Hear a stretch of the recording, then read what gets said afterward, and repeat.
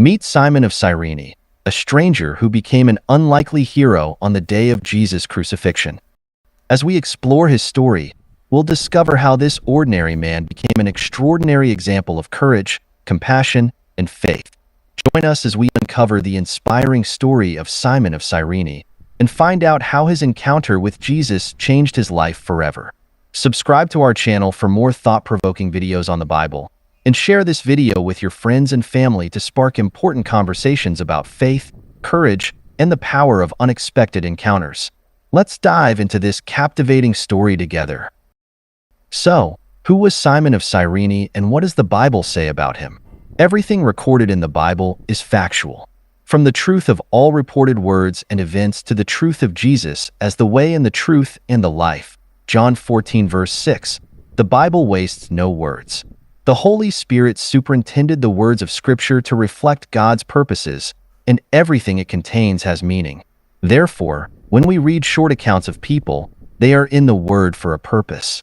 With that in mind, we should ask, who was Simon of Cyrene, and why is he mentioned in the Bible? Simon was, as written in Scripture, from Cyrene. Matthew, Mark, and Luke each say he was of Cyrene, a city with a population close to 5,000 people. The Greeks made Cyrene a trade outpost ca 7th century BC, and it lay in the region of Cyrenaica, a coastal town on the Mediterranean Sea.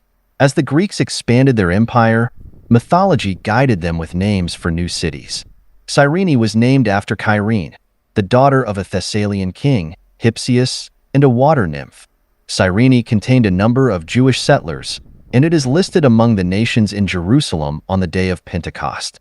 Since Cyrene sat in modern-day Libya on the northern tip of Africa, many conclude Simon was a dark-skinned man, but we cannot know for sure because the Bible is not definitive about his race.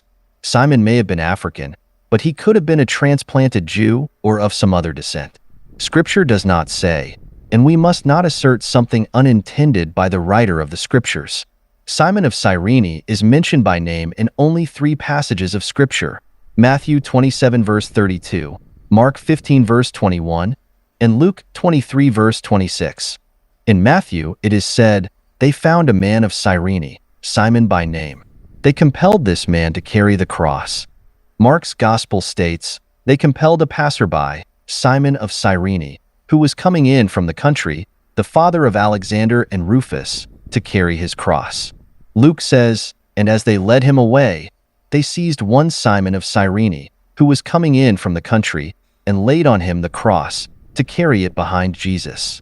Often in Scripture, the author gives or reveals why certain events and people are mentioned, be they lessons for believers today or to add substantiation to an account.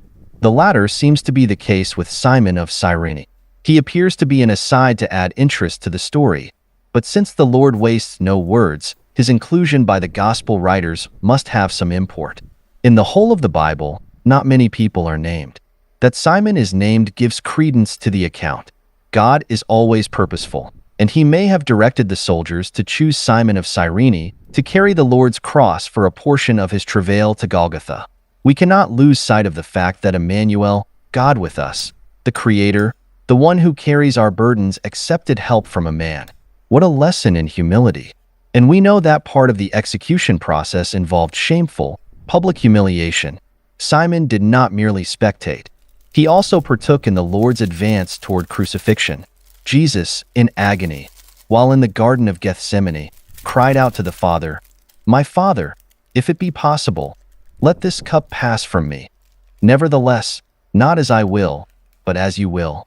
Simon's service perhaps represents the Father's act of love to his Son to temporarily ease Jesus' burden. In God's providence, his intentions are always accomplished, always. How kind of God to allow Simon a part in his Son's last earthly journey.